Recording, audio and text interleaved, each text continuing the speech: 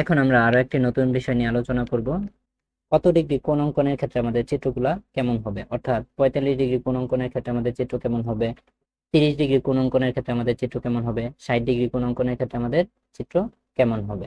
ঠিক আছে, তো ধরো আমরা এটা একটা ত্রিভুজের নাম দিয়ে দিই। এটা হলো আমাদের A B C M N O P Q R. এটা আমাদের সবসময় সমকোণ থাকবে, এটা সমকোণ, এটা সমকোণ। এখন ধরো আমি 45 ডিগ্রি কোণ অঙ্কন করতে চাই। এই যে এই কোণটা, ঠিক আছে, এই কোণটা, এটা আমরা 45 ডিগ্রি কোণ অঙ্কন করতে চাই। এখানে ধরো এটা আমরা 30 ডিগ্রি কোণ অঙ্কন করতে চাই। এখানে আমরা এটা 60 ডিগ্রি কোণ অঙ্কন করতে চাই। আমার এই চিত্রগুলো কিন্তু সঠিক, কারণ আমি এগুলো আগেই সঠিকভাবে এঁকে নিয়েছি।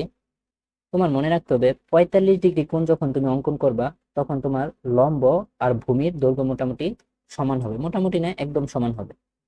45 ডিগ্রি কোণ অঙ্কনের ক্ষেত্রে, আমি আবার বলতেছি, 45 ডিগ্রি কোণ অঙ্কনের ক্ষেত্রে লম্ব আর ভূমি কি হবে, সমান হবে। হ্যাঁ, 45 ডিগ্রি কোণ অঙ্কনের ক্ষেত্রে লম্ব আর ভূমি সমান হবে।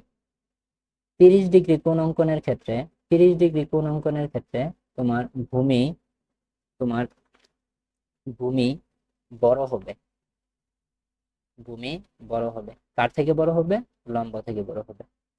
আর তোমার 60 ডিগ্রি কোণ অঙ্কনের ক্ষেত্রে, 60 ডিগ্রি কোণ অঙ্কনের ক্ষেত্রে তোমার লম্ব বড় হবে। লম্ব কার থেকে বড় হবে, ভূমি থেকে বড় হবে। এখন তুমি বলতে পারো এটা জেনে আমার কি লাভ, বা এটা শিখে আমার কি লাভ। দেখো সামনেই আমরা দূরত্ব উচ্চতা রিলেটেড অনেকগুলা প্রশ্নের সমাধান করব। সেইখানে আসলে আমাদের এই সমকোণী ত্রিভুজের অঙ্কনের ক্ষেত্রে আমাদের সঠিক মাপটা অনেক গুরুত্বপূর্ণ, মানে সঠিক চিত্র আঁকাটা অনেক গুরুত্বপূর্ণ। এই বিষয়টা তুমি যদি ভালো ধারণা নাও বা জানো, তাহলে তুমি সঠিকভাবে কি চিত্র অঙ্কন করতে পারবা। ঠিক আছে, তুমি একটা জিনিস লক্ষ্য করো, এটা আমি 45 ডিগ্রি কোণ অঙ্কন করছি, এই জন্য আমাদের কি এই ভূমিটা আর এই আমাদের লম্বটা কি সমান করে আঁকছি। এখানে আমি এই যে 30 ডিগ্রি কোণ অঙ্কন করছি, এই জন্য আমাদের 30 ডিগ্রি কোণ অঙ্কনের ক্ষেত্রে আমাদের কি ভূমিটা বড় হয়েছে কার থেকে, লম্ব থেকে।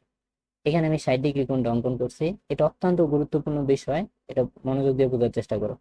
এই 60 ডিগ্রি কোণ অঙ্কন করছি, এই 60 ডিগ্রি কোণ কি হয়েছে, আমাদের লম্বটা কি হবে, বড় হবে কার থেকে, ভূমি থেকে।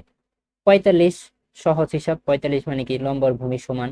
30 ভূমি বড়, 30 ভূমি বড়, তুমি এটাই মনে রাখো। কারণ 45 মানে কি, 45 45 90, 45 মানে কি লম্ব আর ভূমি সমান, এটা তো মনে রাখার কিছু নেই, তেমনি পারা যায়। 30 ডিগ্রির ক্ষেত্রে ভূমি বড়, এখন 30 ডিগ্রি কোণ অঙ্কনের ক্ষেত্রে যদি ভূমি বড় হয়, তাহলে 60 ডিগ্রি কোণ অঙ্কনের ক্ষেত্রে তো লম্বই বড় হবে। এটা এভাবেই বোঝা যায়। ঠিক আছে, তো আশা করি বিষয়টা বুঝতে পারছো।